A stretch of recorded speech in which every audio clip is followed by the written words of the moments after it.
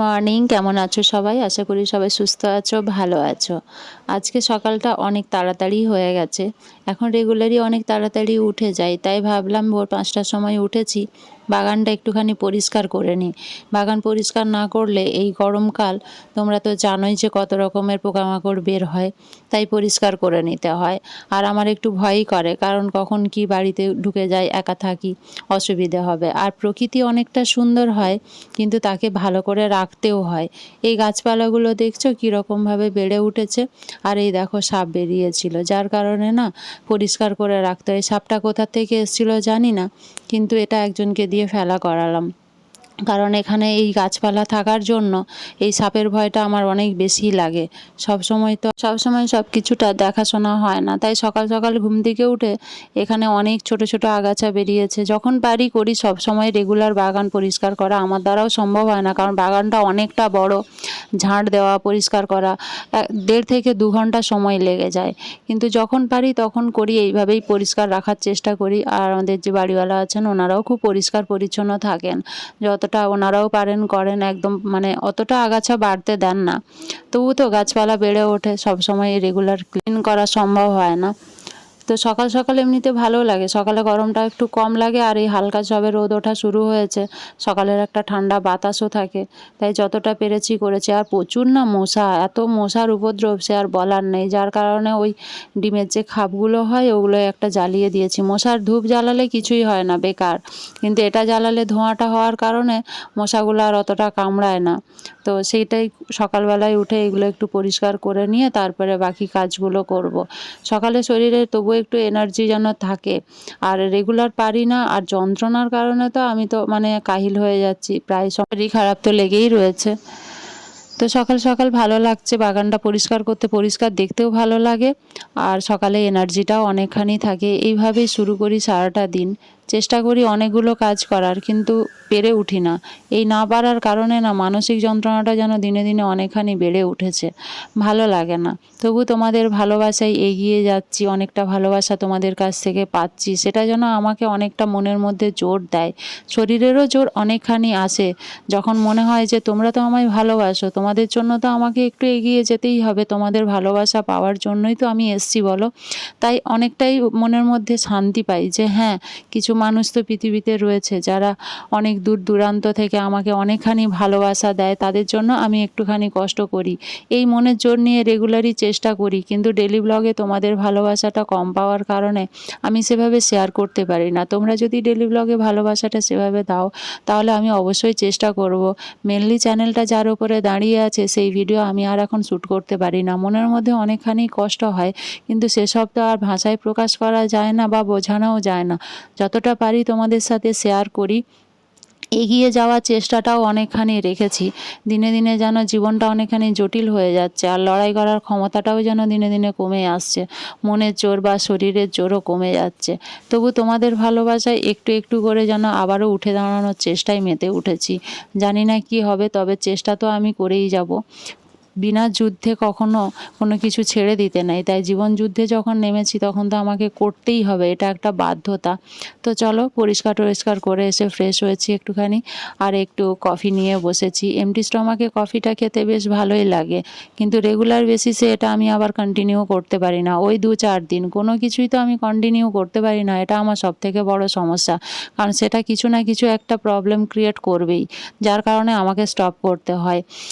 এটা প্লেন জলের মধ্যে কফিটা দিয়েছি, কোনো রকম সুগার অ্যাড করিনি, এর মধ্যে লেবু দেওয়া রয়েছে, ব্যাস এটুকু। এটা এমটি স্টোমাকে নিলে পেটের জন্য অনেকখানি উপকার, আর আমার শরীরের থেকে পেটটা যেন বেড়েই উঠেছে। এই একটা সমস্যা হয়ে দাঁড়িয়েছে ইদানিং, অনেকখানি ভুগছি পেটের সমস্যাতে। তাই কফিটা খেতে খেতে ভাবলাম রান্নার কাজটাও এগিয়ে নিই, তাড়াতাড়ি করে না করলে আবার বেলা অনেকখানি চলে যায়। আমার তো সব কিছু তাড়াহুড়োর মধ্যেই কেটে যায়, ইচ্ছে তো করে না, কিন্তু কি করব, নিরুপায়, করতে তো আমাকে হবেই। এরকম একটা ব্যাপার চলে এসছে, জোর করে না বেশি দিন কিছু চালানো যায় না, আর জোর করে বেশি কিছু হয়ও না। কি করব, চলে যাচ্ছে, জোর করেই হচ্ছে সব কিছু। তবে বিশ্বাস করো, ভিডিওটা বানাতে আমার খুব ভালো লাগে, ভিডিওর কাজ করতেও ভীষণ ভালো লাগে, এটাতে কিন্তু আমাকে কেউ জোর করে না, আর বারণই করে পরে বলতে পারো, কিন্তু তবুও আমি মনের মানে জোরে আর তোমাদের ভালোবাসার কারণে যেন বিশেষ করে আমাকে আরও বেশি ভালো লাগে। ক্যামেরার কাজ করতে আমার ভীষণ ভালো লাগে, ভিডিও বানাতে বা কাজ করতে। এই ভিডিওটা বেশ কিছুদিনের, অনেকটা লেটেই তোমাদের সাথে আপলোড করছি। তো দেখো এই দুটো পার্সেল আমার কাছে এসেছিলো মিশো থেকে নেওয়া। মিশোর সমস্ত ড্রেসগুলো একদিন তোমাদের সাথে আমি শেয়ার করব। যা যা কিছু আমি নিয়েছি তার টোটাল একটা ভিডিও আমি বানিয়ে তোমাদের সাথে শেয়ার করব। মিশো থেকে নেওয়া এই দুটো ওয়ান পিস আমার খুব ভালো লেগেছে।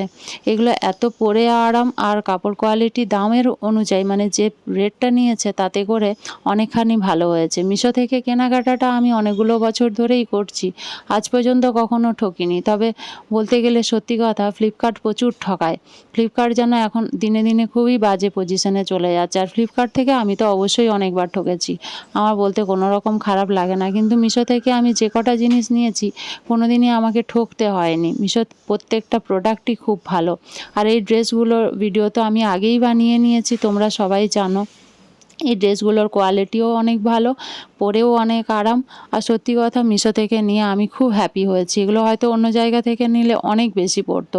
এই দুটোই আমি 300 টাকার মধ্যেই নিয়েছি, কোনোটাই বেশি কিছু রেট নেয়নি। মিশো থেকে আমি অনেক জিনিসই কেনাকাটা করেছি, কিন্তু আমার বেশ ভালোই লেগেছে। জানি না তোমাদের ওপিনিয়ন কেমন, আর তোমরা যারা মিশো থেকে নিয়েছো তারা কমেন্ট করে জানিও তোমাদের কীরকম লেগেছে।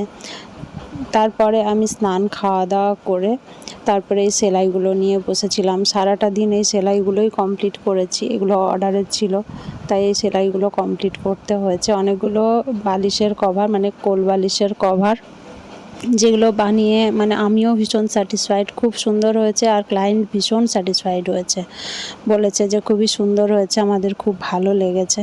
এটা শুনতে ভালো লাগে। কোনো কাজ করে টাকা যতটা পাওয়া যায় তার থেকে বেশি যখন কোনো মানুষ মুখ ফুটে বলে যে তোমার কাজটা খুব ভালো লেগেছে, এটা শুনতে যেন আরও বেশি ভালো লাগে। আমার কাছে তো ওটার মূল্য অনেক বেশি, আর আমি অনেক বেশি খুশি হই। টাকা আমাকে যতটাই দিক না কেন, তাতে আমার মনের মধ্যে শান্তি বা খুশিটা যতটা না থাকে, কাজের প্রশংসা করলে অনেক বেশি ভালো লাগে, অনেকটা মোটিভেট হই। আর সেই জন্যই তোমাদের বলি, তোমরা যারা ভিডিওটা আমার দেখছো তারা প্লিজ একটা করে কমেন্ট করো, কারণ তোমাদের এক একটা কমেন্ট অনেকটা মোটিভেট করে এগিয়ে যাওয়ার জন্য। আর যদি ভালো লাগে লাইক কমেন্ট শেয়ার সাবস্ক্রাইব করে চ্যানেলটিকে এগিয়ে যেতে সাহায্য করবে।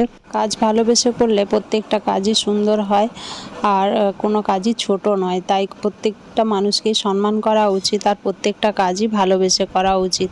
কারণ কর্মই আমাদের ধর্ম, কর্মের মধ্যে দিয়েই আমাদের নিজেদের প্রতিভা আমরা তুলে ধরতে পারি, আর সেটা অনেকটাই ভালো। নিজেদের যে কাজকর্মগুলো থাকে সেগুলো যদি আমরা একটু ভালো করে করি ভালোবেসে, তাহলে সেগুলো অনেকটাই সুন্দর হয়। সেগুলো তোমরা দেখেই বুঝতে পারছো।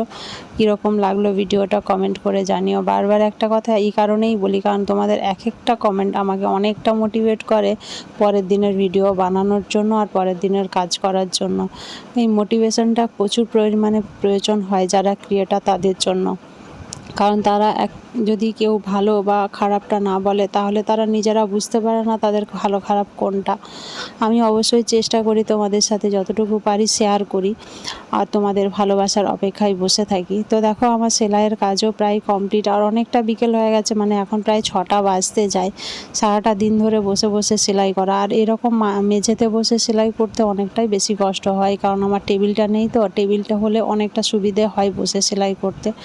একদিনের সেলাই 7 দিনের যন্ত্রণা ভোগ করতে হয়। যাই হোক, মানুষ আবদার করলে তো করে দিতে হয়। এটা আমার প্রফেশন নয়, কিন্তু তবুও আমার ভালো লাগে বলে আমি করি। কাউকে না বলতে পারি না কেউ কখনো বললে। তো তোমাদের কীরকম লাগলো তোমরা জানিও। আর সবাই প্রচুর গরম পড়েছে, সাবধানে থেকো, সুস্থ থেকো, ভালো থেকো, সুন্দর সুন্দর কমেন্ট করো। আজকের ভিডিওটা এখানেই এন্ড করছি। Bye bye and take care. সবাই ভালো থেকো।